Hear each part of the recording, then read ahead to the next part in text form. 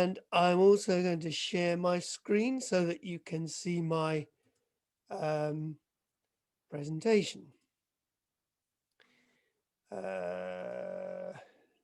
that? How's that looking? Right. Can you all see a screen with the a picture of the Fort Sant'Angelo? And can you all hear me? Wave if you can. Yep. Really good. Okay. Well, we'll make a start, I think, in that case.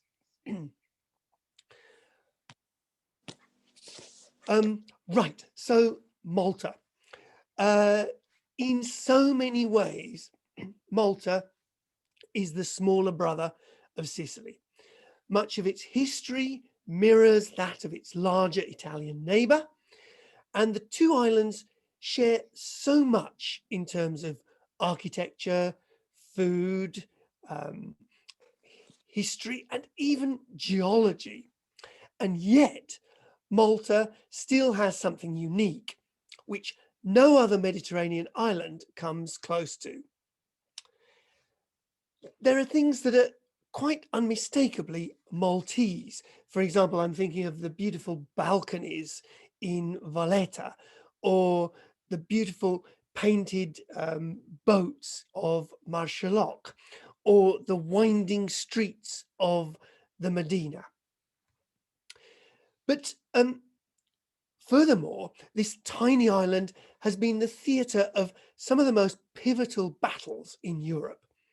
Had the outcomes of the Siege of Malta by Sultan Suleyman in 1565, or the bombardment of Malta by the Germans during World War II been different, it could well be argued that the course of history of Western Europe would have been vastly different. And hence, therefore, why I think it is such a fascinating destination. It's made up of two, or rather three, tiny islands. So we have Malta is the larger one, Malta itself. Gozo is up in the top left-hand corner of our map, and between them both is the tiny island of Comino. Between these three islands, they have a population approaching 500,000 people. So it's quite densely populated, especially when you consider that the distance from one end of Malta to another is just about 17 miles. Now, that's the distance in the UK from somewhere like Burford to Oxford, or Cambridge to Huntingdon, or Manchester to Wigan. And the area of the whole of the three islands is something rather less than the whole of the county of Malta, of Rutland, sorry. Sorry, just bear with me a moment. Okay. It became a British colony in 1813 and remained so until its independence in 1964.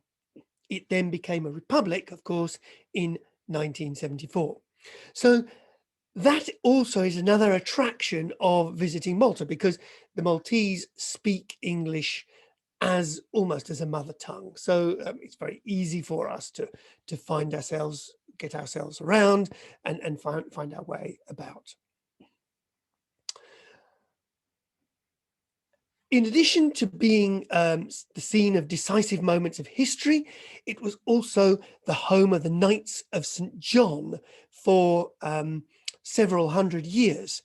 And we'll talk about these in quite some detail later on, but their presence on the island has endowed it with some stunning architecture and some equally astonishing artifacts.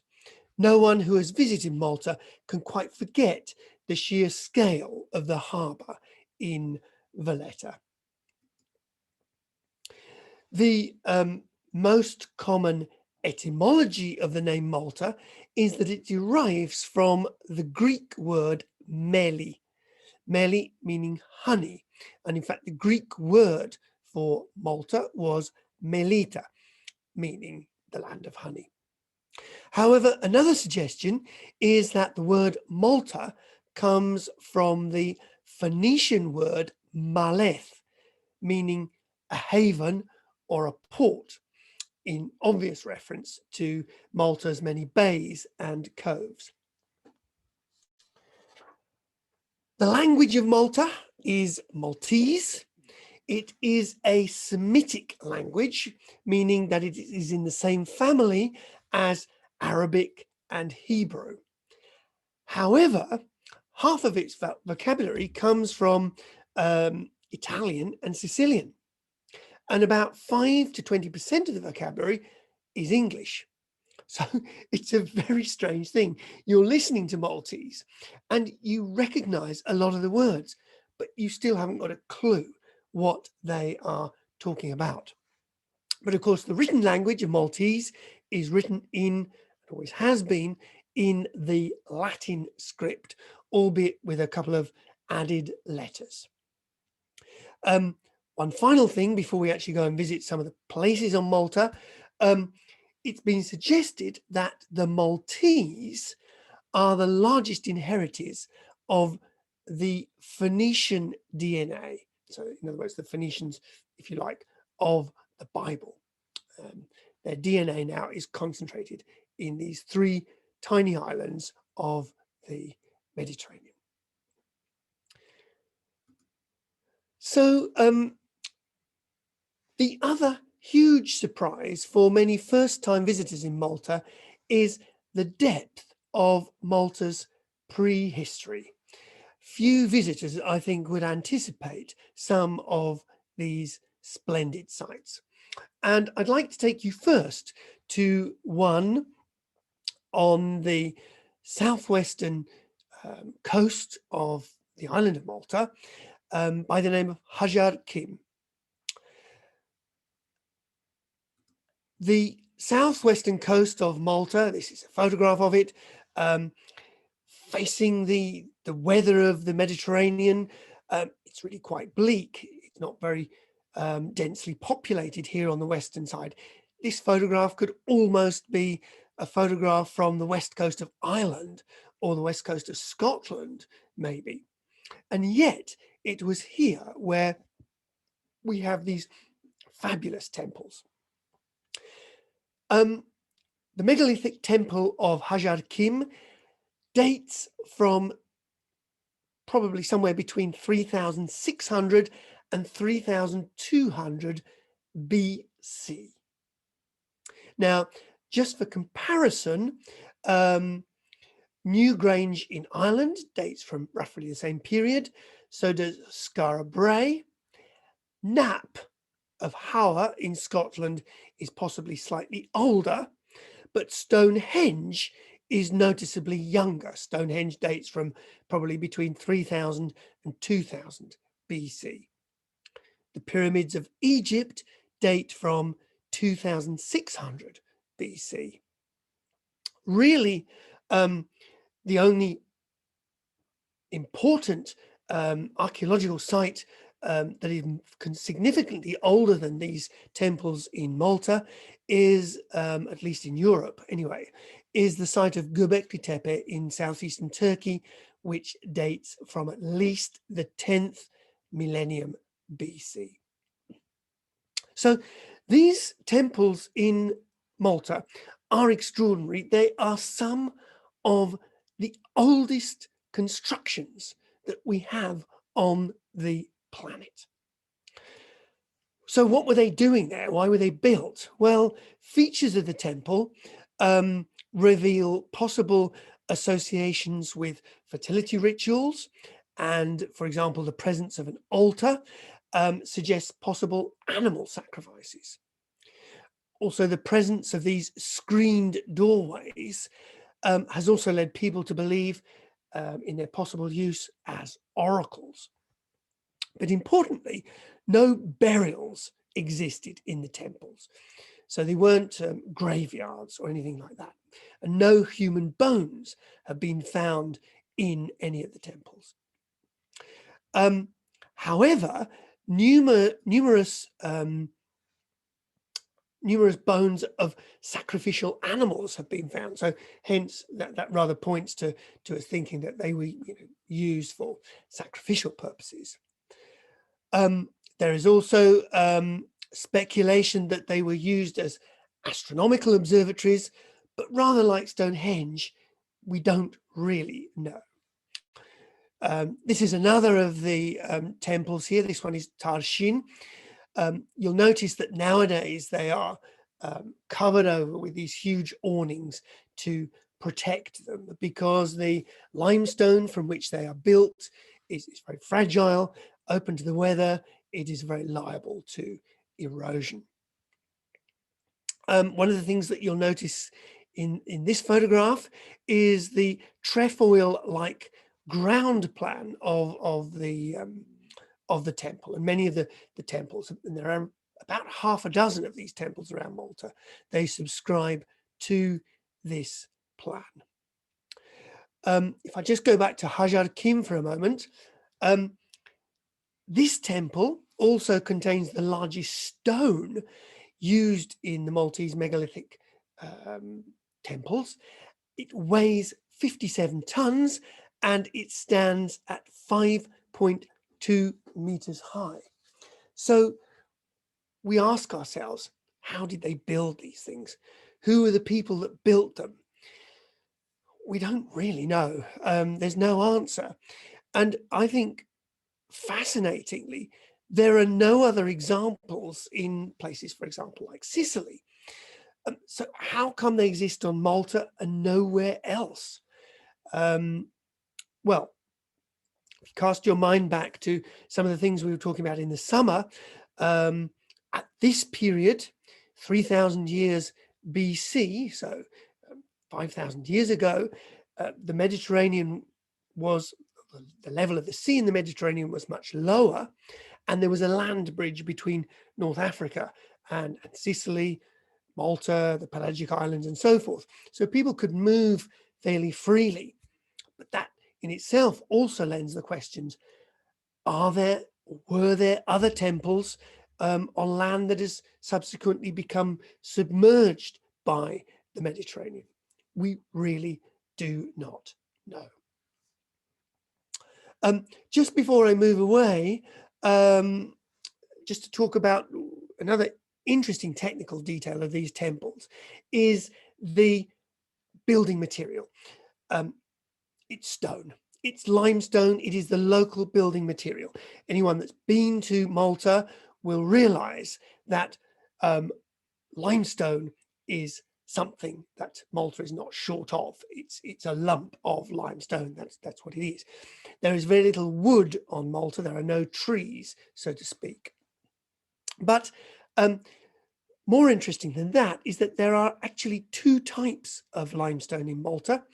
There is a soft limestone, which we know, which is known as globegirina, I think I pronounced that correctly, and a harder limestone known as coralline. Now, obviously, the harder limestone weathers much better. And in fact, some of these temples were very cleverly constructed because the harder limestone was used on the exterior and the softer limestone was used on the interior. It's a detail, but it makes us realize that these people understood the material with which they were working.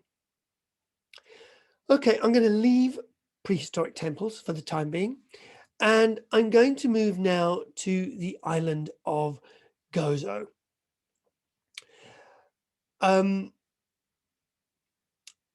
As you'll see, the landscape of Gozo is very soft, it's very green, it's not as built up as some of the rest of Malta. I'll show you later on some pictures of that. It's very nice for walking in and so forth, bird watching and so forth. Some beautiful views. This is looking over to the island of Comino. This is the island between. So here we are standing on Gozo. You can just see the very northern tip of Malta there.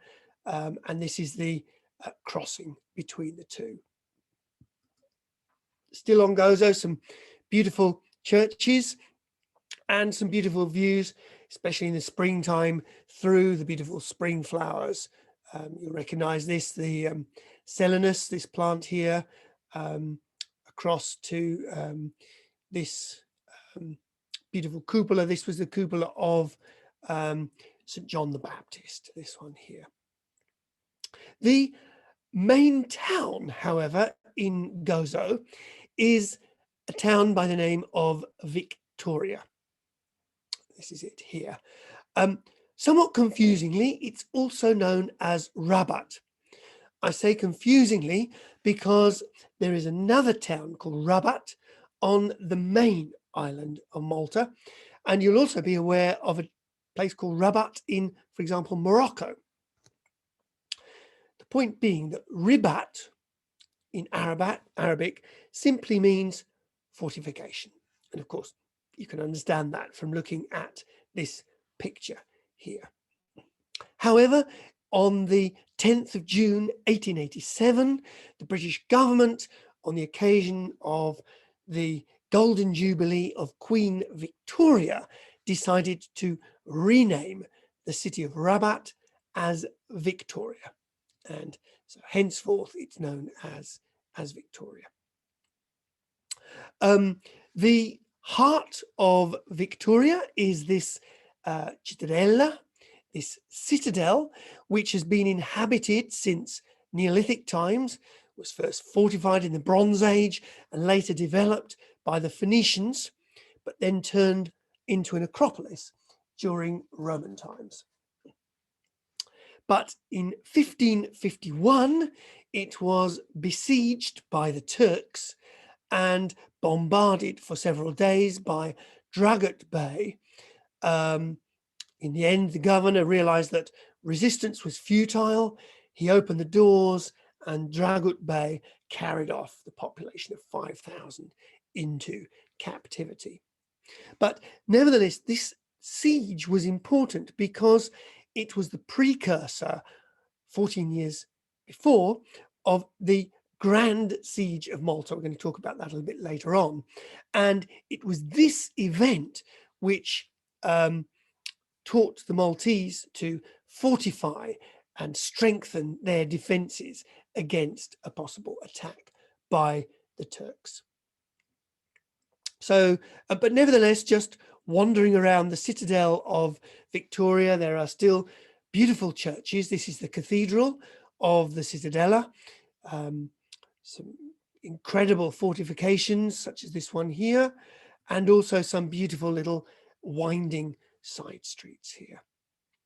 But I'm going to leave Gozo now and take you to the southwest of the main island of Malta, to a little port town, fishing village really, not much more than that, by the name of Marsaxlokk.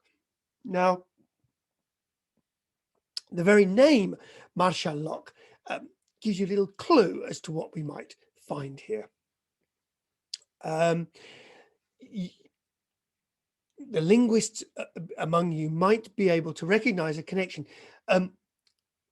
In the summer, when we were talking about Sicily, I told you about the town Marsala, and I told you about how the name Marsala derives from the Arabic word marsa, meaning harbour.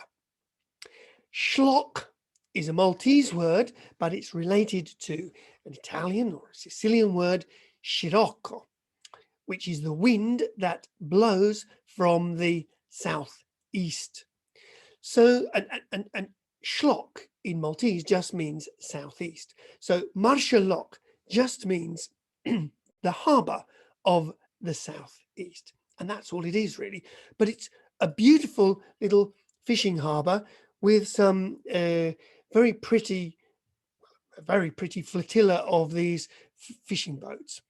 And that's principally why one goes there, just to take photographs of these boats. You'll notice they're all painted in primary colours of blues, yellows, greens, and reds.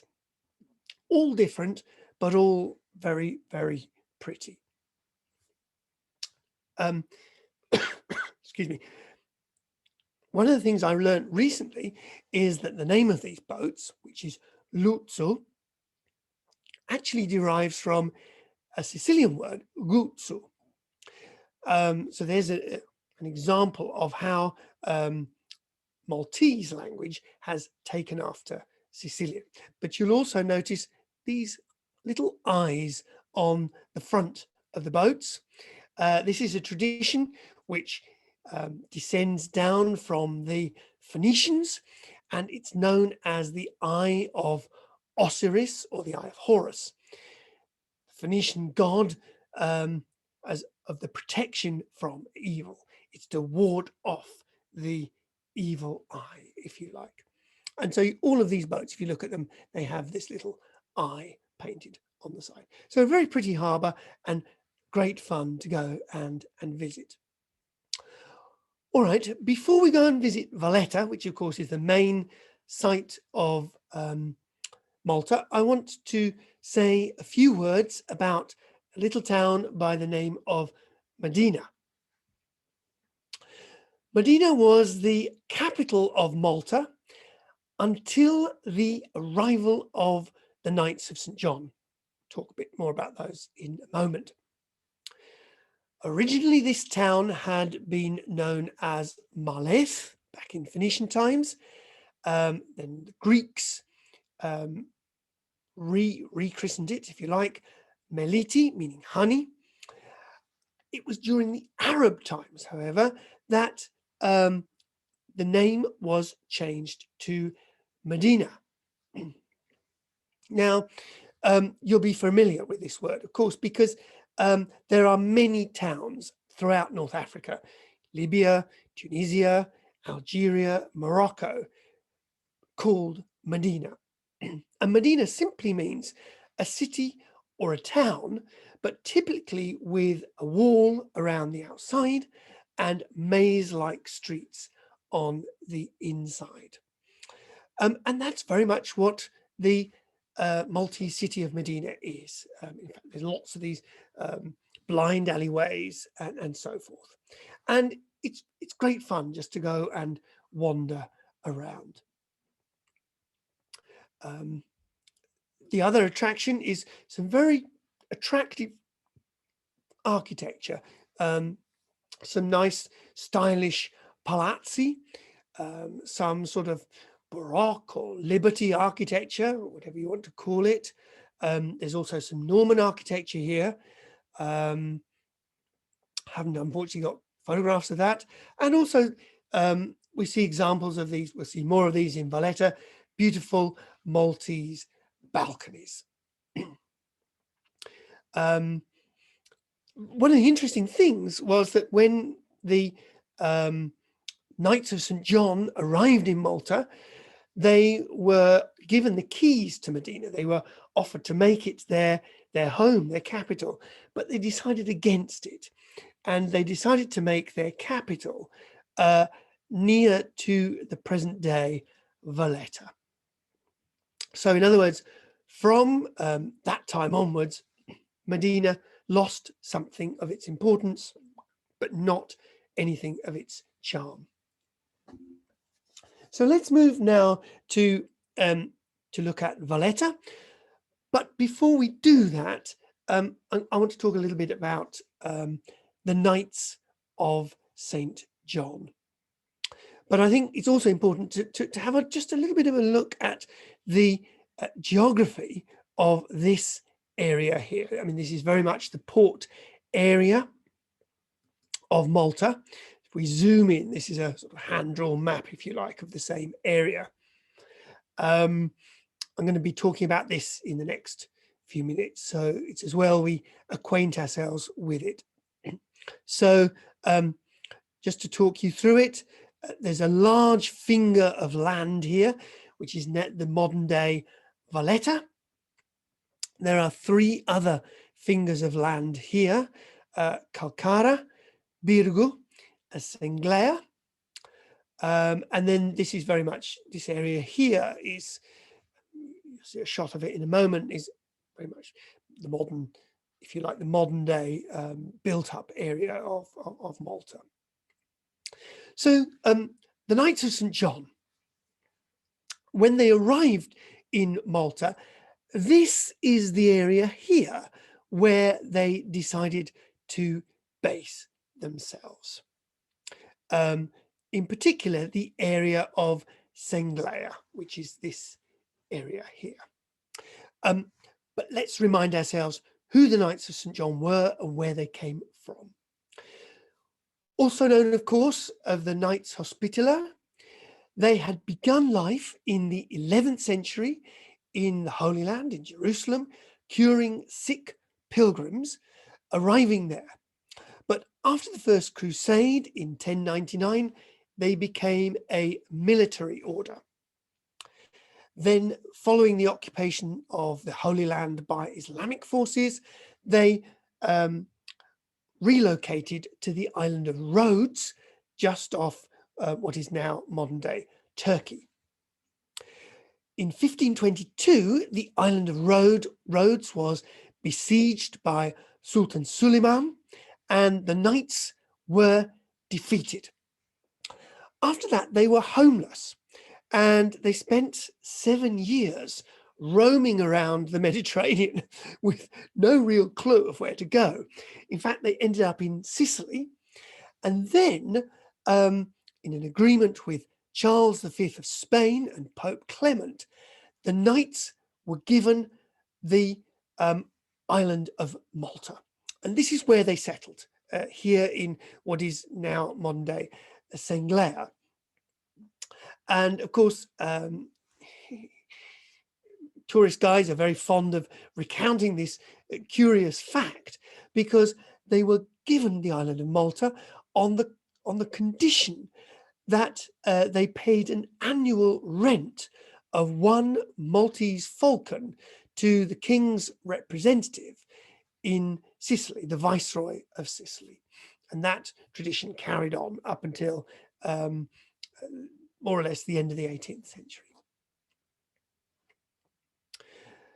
And so, yes, the Knights of Malta, they remained in Malta right up until the end of the 18th century, 1798, when Napoleon conquered Malta, and thereafter they were sort of dispersed throughout Europe.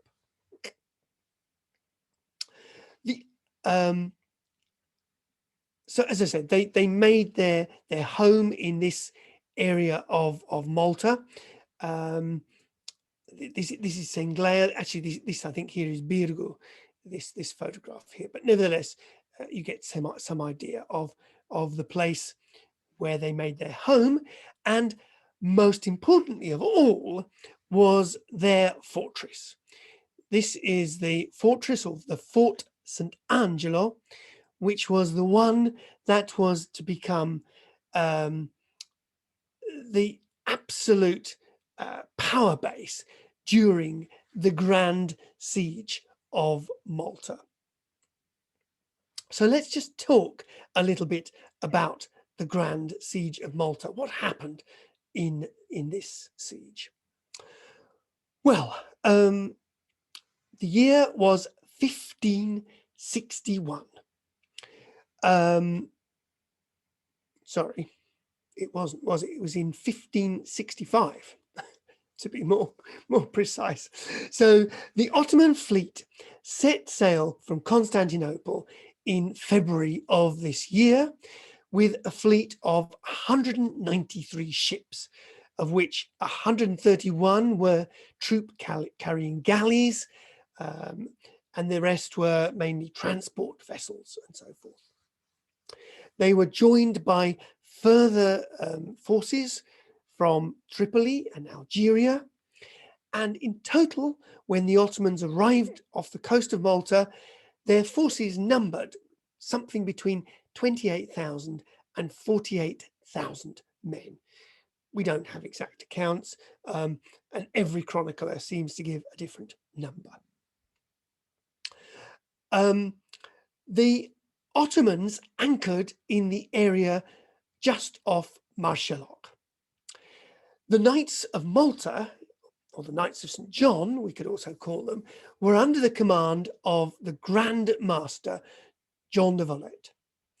And at the time, he was already 70 years old. But undoubtedly, much of the credit for the ultimate defeat of the Ottomans must go to his leadership under this siege. So very quickly, the Knights of Malta, they were outnumbered. The battles went very badly, and they withdrew basically here to the Fort St. Angela. In June, they lost the other fort, Fort St. Elmo, which was very important to them. And as I said, they were reduced to here, the Fort St. Angela.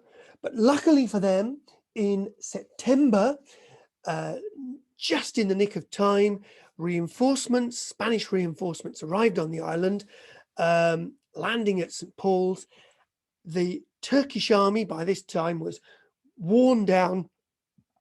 They got into their galleys and they just left. The Knights of St. John were victorious. They had held out for 4 months against the Ottoman forces, and the siege ended. It was at that point that the Knights of St. John decided to build a new city, the city that was going to be called Valletta.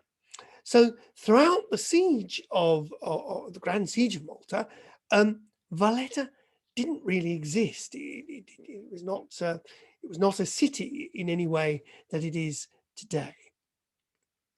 So the idea for this new city was the Grand Master, and indeed it was Jean de Valletta, the Grand Master, who commissioned the construction of this new city, and he laid the first stone himself in 1566. The Knights of St. John had always wanted to build a city here, but they'd always been short of money. But now that they were the, if you like, the heroes of Christendom, money poured in for their grand project. And you'll see that absolutely enormous fortifications, because they were determined that this new city of Valletta should never again be subject to a siege by the Ottomans. In fact, what happened, of course, was that in 1571, the Battle of Lepanto, the Ottoman fleet was defeated and was no longer a threat to the Mediterranean at all, in general, actually. Unfortunately, poor old Jean de Valletta, he died in 1568 before his city of Malta, city of Valletta, was completed. But nowadays, it really is one of the finest capital cities in Europe, I think, and certainly the easiest capital city to navigate on your own. So here is a little map, town map of it. It's only about 3/4 of a mile long from one side to another, so you easily walked in space of about 20 minutes. You'll see that it's built on a grid plan, so it's impossible to get lost. And wherever you go, you are surrounded by these fortified walls. So another pleasant diversion is just to spend an afternoon walking around the outside, just enjoying the fortifications. Running through the middle of Valletta is a street known as Republic Street. Here we are, here's a photograph of it here. When the cruise ships dock in the port of Valletta, it can be rather crowded, especially at this end of it. But once you get down the area towards St. Elmo, this area down here, you'll probably find the streets are really quite deserted. So one of the things that you will almost certainly want to go and visit is the Cathedral of Valletta, which is known as St. John's Co-Cathedral. I've got some shots of the inside of it here. Absolute fabulous, ornate baroque, full of gold and so on, possibly a little bit over the top to some people's taste, but nevertheless impressive. And it's here in St. John's Co-Cathedral where there is also the fabulous painting by Caravaggio of the beheading of St. John the Baptist. Unfortunately, I don't have a photograph of it, but never mind, it's there. So as I said, these are the fortifications that make up the walls, the battlements of Valletta, and they are extraordinarily impressive. Here in the background, this is St. Julian's, I think, here, quite built up actually, that some of these areas of Malta. But as I said, one of the great pleasures of Valletta is just walking through the back streets and enjoying these beautiful palazzi here. And look at their fabulous balconies. This is one of the great pleasures, I think, of Valletta. You'll notice that they're all painted in different colors. So we've got greens, lots of different shades of green, blues, and so on. You'll also come across some that are painted red, some that are sort of dark grey or black or whatever. But all great fun. I very much enjoy this. And you'll also notice that when you look at the map of Valletta, it really looks as if it's all quite flat. Actually, it's not. There's quite a lot of steps, and you'll burn off quite a few calories just walking around this area. In fact, you'll probably need to burn off a few calories, because one of the things I haven't talked about is the fabulous Maltese food. And that's another great pleasure, I think, that everybody enjoys when they come to Malta. Almost in all the street corners, you'll come across restaurants or bars, such as this one here, the Bridge Bar.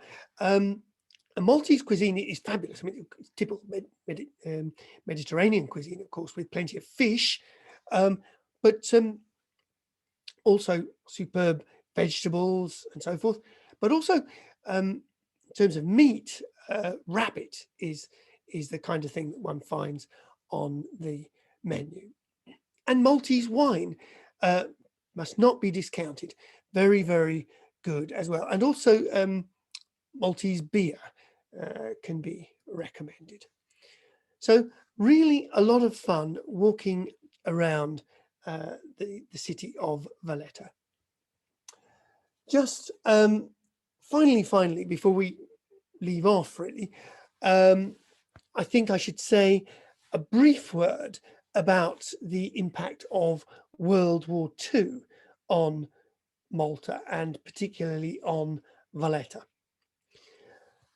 So, of course, start of World War II, Malta was in the hands of the British, but Mussolini had made it quite plain before the war that he thought Malta belonged to Italy. In fact, he even suggested that the Maltese language was a dialect of Italian. Before the war, there were preparations built for some underground shelters underneath Valletta, but they weren't really sufficient. And then, of course, Italy entered the war in June 1940, and the very next day, the Italians began to bomb Malta. Famous story of how incredibly ill-equipped Malta was at the time. The only aeroplanes it had to defend itself were 4 ancient biplane Gloucester Gladiators, which nevertheless held out for 3 weeks until the arrival of reinforcements, Spitfires and Hurricanes and so forth. But nevertheless, between 1940 and 1943, tens of thousands of bombs fell on Malta, mainly around the dock areas of Valletta. Malta was pretty much in a state of siege at this time. The people of Malta were beginning to starve, were extremely hungry. They were running out of supplies, and it was a very important operation. The Operation Pedestal was what it was called, which sent a fleet of 14 merchant ships to break this blockade and give supplies to the people of Malta. Many of them were torpedoed by U-boats in the Mediterranean, and only 5 of these ships actually ever arrived in Malta in September 1943. But nevertheless, it was enough to break the blockade and allow the Maltese once again to eat and survive this terrible siege. So very, very last slide is a couple of the stores in Valletta. And this is one of the things that I really love about Valletta. It's like sort of stepping back to a sort of village in England. I don't know, about sort of 60, 70 years ago. You come across these little shops, and they look, you know, it says what it is. It's an ironmongery store, but yet the name of the proprietor, Alfredo Camilleri, quite well be an Italian or Maltese with an Italian surname, for example. And this rather lovely vegetable store, Valletta City Fruit and Vegetables. It's just the kind of thing that you find in a sort of little village in Sicily or something, or you might have found in England 50 or 60 years ago. Very pretty, and it still exists in Valletta, one of Europe's most charming, I think, capital cities. So with that, I'm going to finish my talk, and I'm going to stop sharing. And if any of you have any comments, any questions, feel free to go ahead and ask them. I think you should be able to unmute yourselves. Yes, so if you have a question, just unmute yourself and fire away. Wave your arm. Kate, you've got a question, yes? Kate, but you need to unmute yourself because you... Sorry, I thought I yes, had. now we can hear you. Now we can hear you.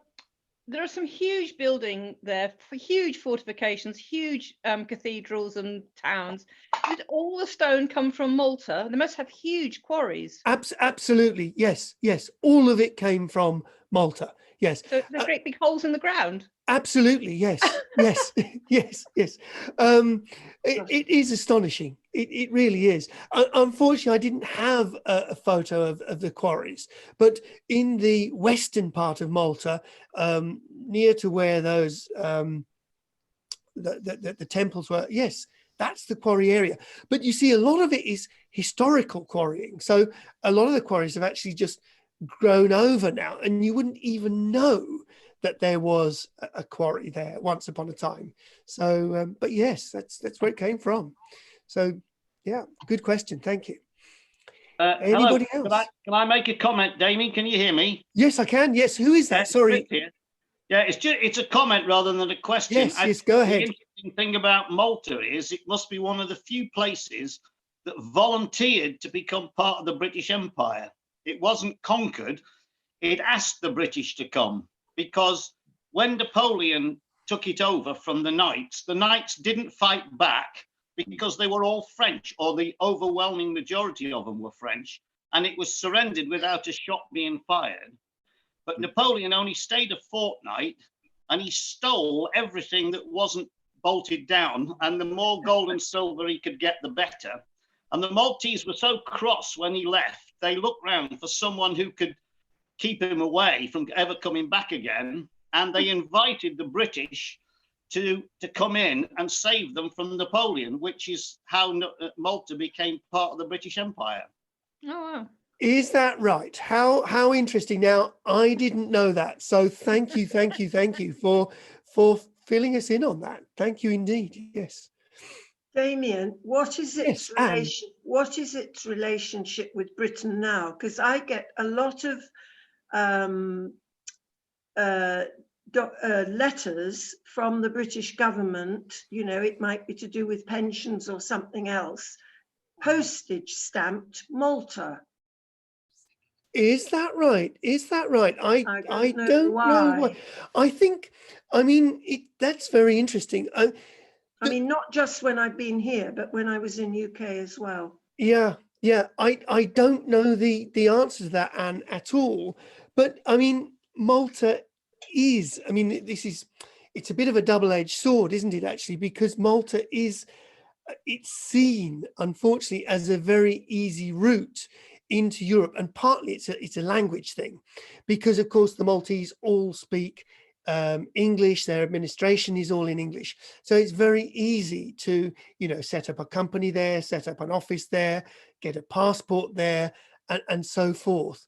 But why that is the case about the postage stamps, I don't know. It'll be, Damien. Remind me that I have in my drawer here, I have some Maltese postage stamps that I've been trying to get rid of for a long time. So yes, Damien? Peter, do you know the answer to that? Well, I'm guessing that it's all to do with cost. It would probably the postage in Malta is cheaper than the UK, and therefore they in this day and age, they don't even need to ship the letters over there. They can print them in Malta and put them in envelopes and post them from there. And that's quite a common thing for firms and obviously the government to do, to actually use the cheapest postage. Who is it? You see, people like American Express, they use Luxembourg or somewhere like that to do all their mailing, and it's all to do with cost. That makes sense, because I had one yesterday, which was purporting to be from the embassy here, telling me what I need to do about Brexit, but it was postmarked Valletta. Oh, good grief! Well. And that makes sense, I think. Yes. Anyway, thank you indeed, Peter, for that explanation. Damien? Good. And thank you, Anne, for the question. Yes. Damien? Who's that? It's Penny. Oh, hello, Penny. Yes, nice to see you. I visited Malta several times in the 60s because my father was in the Navy, and I seem to remember visiting some Roman ruins, and I wondered what the Roman sort of influence was in Malta. Yes. Now, what a good question, and thank you for bringing that up. And I'm very aware that I didn't really talk about the Romans at all. Yes, there are some very nice Roman mosaics, actually. And from memory, if memory serves me rightly, they are in the town of Rabat, just near to Mdina. And you're quite right, there are some Roman, yes, there are some relics, there's some sort of courtyards, there's Roman villas, and so on and so forth. The Malta, like everywhere in the Mediterranean, really very similar to Sicily, it was sort of trampled over and taken over by the Romans, but it never really featured as a Roman stronghold. So whereas Sicily, for example, was a Roman province because it could be used as a grain store to grow wheat and so forth to feed Rome, Malta never really had that use, but I suspect it always had a use as a harbour, for example, to the Romans, as a strategic importance. But it's not as if Romans ever inhabited it in any great force. But yes, there would have been rich Romans that went and built a villa there, absolutely. And so yes, they have left their footprint on the island. So thank you for reminding me of that, and I should have mentioned it during the course of the talk, but I forgot. So thank you. Yeah. Anybody else got a comment or a? Yes, I've got another one, Damien. Go Can on, I ask- Kate. Yes. You mentioned that the alphabet had 2 extra letters in it, and the H had a double cross, a double Yes. patch, whatever that meant. Is that an H or is it something else? It is an H. Now, I'm not a great. I don't know Maltese at all. It's one language that I've just had no. I'm surprised, Damien. No way You're to a be man able of so to many learn it parts. at all. But I think, if I'm not wrong, because it gets it from the Arabic, from the Semitic, it's much more of a guttural H, probably a bit like your Scottish ha or whatever it is in the lock. I'm imagining it's that kind of thing, Kate.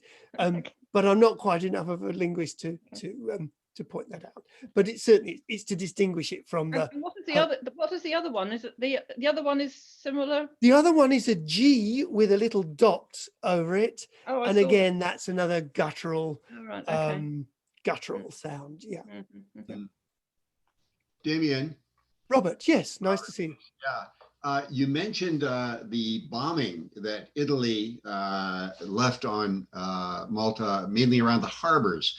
I didn't see in any of your pictures sort of evidence of very modern buildings, post-World War II buildings there. Are they elsewhere?